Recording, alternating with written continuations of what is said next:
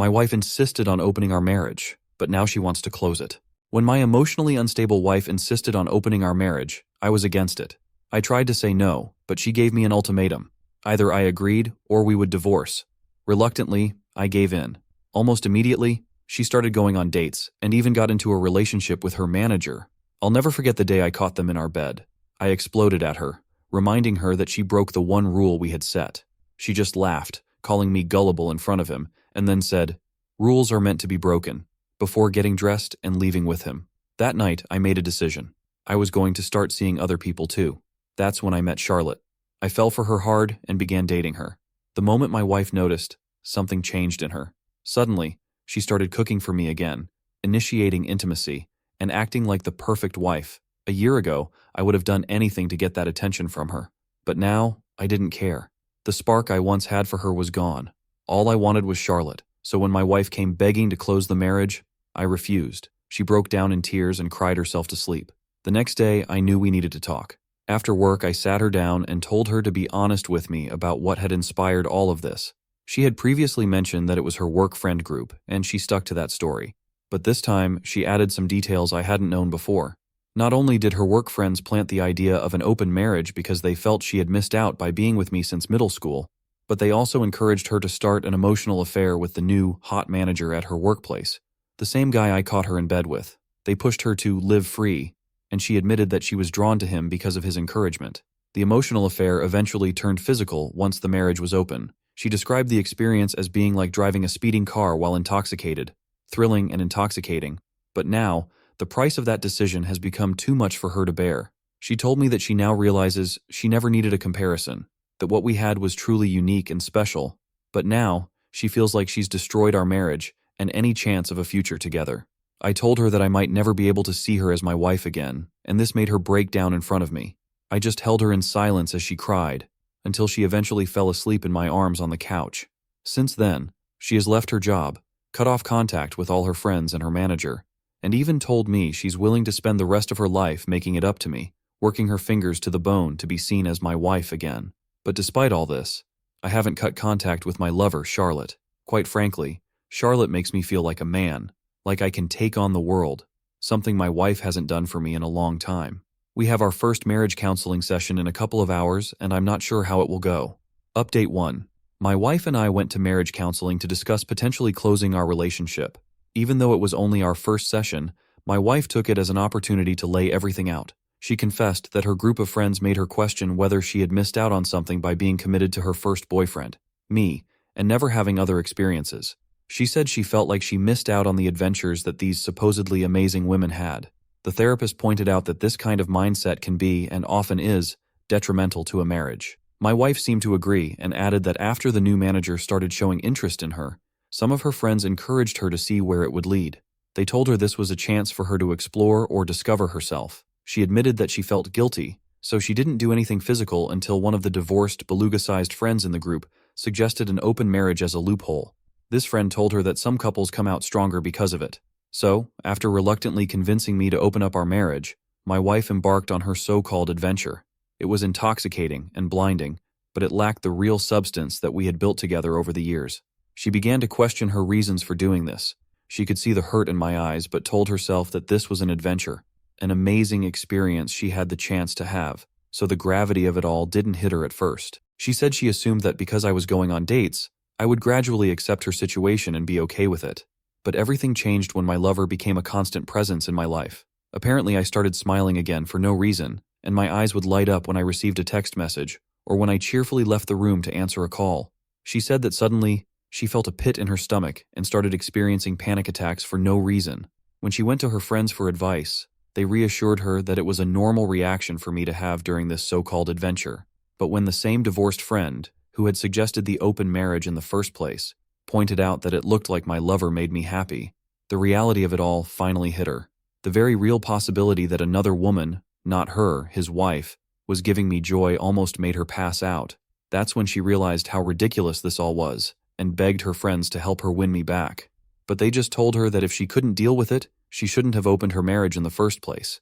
It was at that moment she knew these people were toxic, a threat to our marriage and the life we had built. Since then, she's been on a mission to win me back by any means necessary. As for me, I didn't share much during the session, but I did let the counselor know that my lover was still in the picture.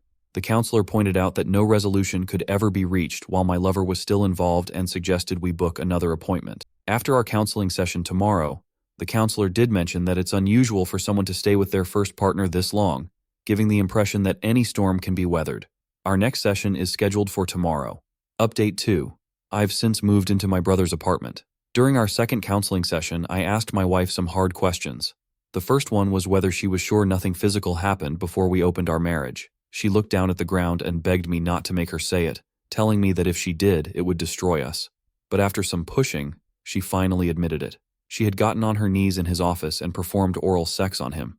I was absolutely floored. She started shaking and hyperventilating, crying so hard that snot began flowing from her nostrils as she apologized to me. Even the counselor was taken aback, with a look of disbelief on his face. My wife got on her knees, hugging my legs, and kept repeating how sorry she was. I then asked her what really changed her view of him. She said that after she began pulling back from the group, his behavior towards her changed. One evening, as she was leaving a meeting, she passed by his office and overheard him talking about her to another male colleague. He said he was surprised at how easy it was to get her, and that she was living proof that you can't trust the quiet ones. When the colleague asked if he actually fancied her, his response was that she was just a pleasant distraction, and that he had no intention of breaking up with his fiancée. He added that this was simply to get it out of his system because the only woman who ever truly understood him was his fiancée, and he didn't want to break up with her. He even mentioned how he felt bad for me. But you snooze, you lose, realizing that she was nothing more than a piece of meat to this man, and knowing that she had betrayed me for such a cheap thrill, my wife actually started contemplating taking her own life. She told me that after leaving her workplace, she vomited in the parking lot. I then asked her if she loved him and if she had stopped loving me. Looking me dead in the eye through her tears, she said she never stopped loving me, that he was just something different. She admitted that she thought it was love at the time, but now realizes how foolish that was. Squeezing my arm with surprising strength, she said she knows she messed up but misses us. She said she misses the connection we had before all of this, and even suggested that we move away and start fresh, just the two of us, as it was always meant to be. I told her it wouldn't be fair to my lover, and that I needed time away from her to process everything. At those words, she seemed to have a meltdown. She started sobbing harder, saying incoherent things, and held on to me as if I were going to disappear. It took some time for both me and the counselor to calm her down. The counselor eventually convinced her that maybe time apart could help us heal. When we got home, I began packing. My wife received a video call on her laptop. It was one of her former friends in tears. It turned out that after my wife resigned, this friend and the manager began a fling of their own. But apparently, she had a pregnancy scare, which caused the manager to turn into a completely different person, like Dr. Jekyll and Mr. Hyde. To make matters worse, this friend had a boyfriend whom she could see a future with, and the only reason she had the fling was out of curiosity. Her boyfriend found out because he discovered an email between her and the manager discussing the potential pregnancy. The manager basically accused her of trying to trap him with a baby. Of course, her boyfriend left her, and she reached out to my wife because she was under the impression that my wife had managed to save our marriage and was desperately seeking advice. I just turned and left, and I've been staying at my brother's apartment ever since. Update 3. It turns out that the former friend who had the pregnancy scare with the manager was indeed pregnant. However, the stress of losing her boyfriend and the humiliation from the affair caused her to lose the baby. She basically went ballistic and took a scorched earth approach against the manager. She exposed him to all the upper management and his fiancée, who promptly left him. The former friend actually reached out to me, wanting my side of the story because she was gathering evidence against him. She asked to meet in person, and I agreed. From the moment I saw her face, I could tell she was broken. The dark circles under her eyes and her red bloodshot irises clearly showed she hadn't slept and was haunted by her own thoughts. She thanked me for agreeing to meet and immediately apologized for her role in my wife's adventure. She told me that she and my wife had spoken again, and that's when she learned I had moved out. She didn't shift the blame and wanted to take full responsibility, which is why she insisted on meeting in person. I thanked her for her efforts, but asked why she would go to such lengths. She said losing both a child and the love of her life had fundamentally changed her. She could hardly look in the mirror without feeling disgusted and could barely sleep, because all she saw was her ex's face on the day he found out. It was clear that this woman hated herself, and this meeting might have been a form of self-punishment for her. She told me that since fraternizing among coworkers was a breach of conduct, especially because the manager was in a position of influence, he would most likely be fired and possibly blacklisted from the field entirely.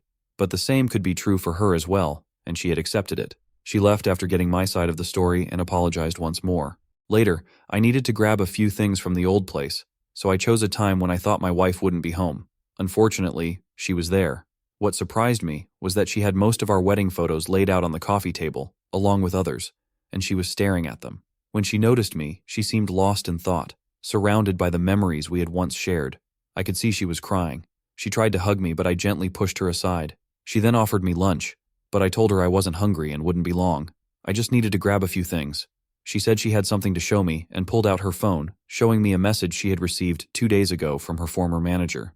It was from a new number since she had blocked his old one. He was berating her, furious because she had helped her former friend expose him to all the relevant parties. She explained that she thought by exposing the secret, she was removing its power and giving us a fighting chance. I told her I was glad she had the courage to do that, but it didn't change anything between us. I also informed her that I would be stopping marriage counseling and would focus on individual counseling instead. Hearing this made her sob softly, and she said she understood. I know I'm supposed to feel either relief because of her actions or anger because it took this long, but I just feel numb towards her. This isn't normal, and it's why I want to address it in individual counseling rather than in marriage counseling. At my brother's recommendation, I've also seen a divorce lawyer, just to be safe. As of now, I'm not really willing to fight for this marriage, and it seems my wife can sense it. Before I left, she tried to initiate intimacy, but when I refused, she yelled and asked what Charlotte does for me that she can't. Her voice was so loud that I'm sure the neighbors heard. I shook my head and told her that if she still couldn't tell after everything that's happened, then it's clear where our marriage is headed. Then I left.